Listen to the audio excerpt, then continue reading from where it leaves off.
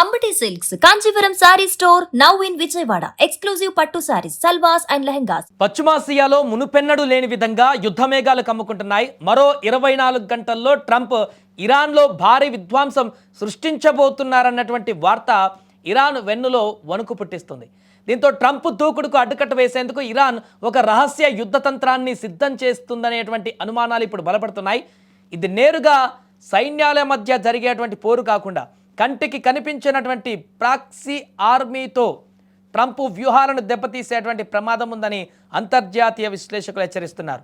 Iran తన axis of resistance నెట్వర్క్ను activate చేస్తూ అమెరికా అండ్ ఇజ్రాయెల్ లక్ష్యాలపైన గెరిల్లా దాడులకు తెగబడేటువంటి అవకాశం ఉందన్న సమాచారం ఇప్పుడు ప్రపంచ దేశాలను వణికిస్తోంది.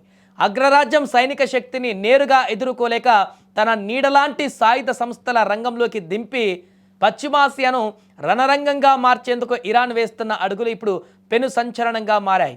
మనందరికీ తెలిసిందే గెరిల్లా దాడులంటే ఏ రకంగా ఉంటాయో.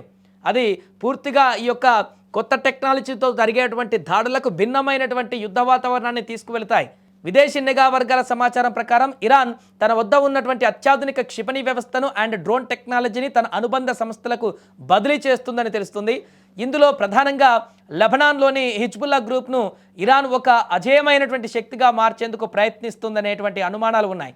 ఒకవేళ యుద్ధం మరింత ముదిరితే ఇజ్రాయెల్ ఉత్తర సరిహద్దుల నుండి వేల సంఖ్యలో రాకెట్లు విరుచుకుపడేలా హిజ్బుల్లాను ఇరాన్ సిద్ధం చేస్తుంది. ఇక ఆ రకంగా సమాచారం కూడా అందుతుంది. ఇది ట్రంప్ ప్రభుత్వానికి రక్షణ పరంగా పెద్ద సవాలుగా మారబోతుంది.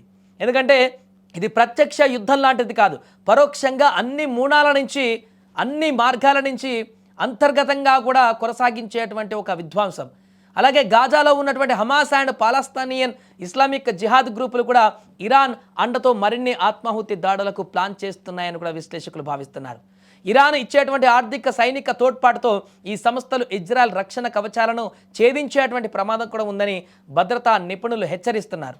మరోవైపు యెమెన్లోని హూతీ తిరుగుబాటుదారులు అంతర్జాతీయ వాణిజ్య మార్గాలను దిగ్బంధించేటువంటి అవకాశం ఉందని గట్టిగా వినిపిస్తుంది.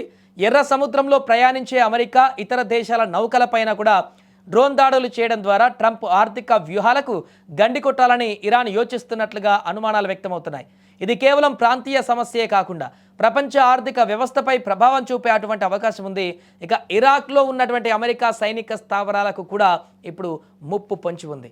అక్కడ ఇరాన్ మద్దతు ఉన్నటువంటి షియా మిలిషియా గ్రూపులు అమెరికా సైన్యాన్ని లక్ష్యంగా చేసుకొని దాడులు చేసేందుకు సిద్ధమవుతున్నాయని సమాచారం అందుతుంది. ట్రంప్ హయాంలో అమెరికా తీసుకునే నిర్ణయాలకు వ్యతిరేకంగా ఈ గ్రూపులు గెరిల్లా యుద్ధానికి తెగబడతాయని నిఘా వర్గాలు ఇప్పుడు అనుమానిస్తున్నాయి.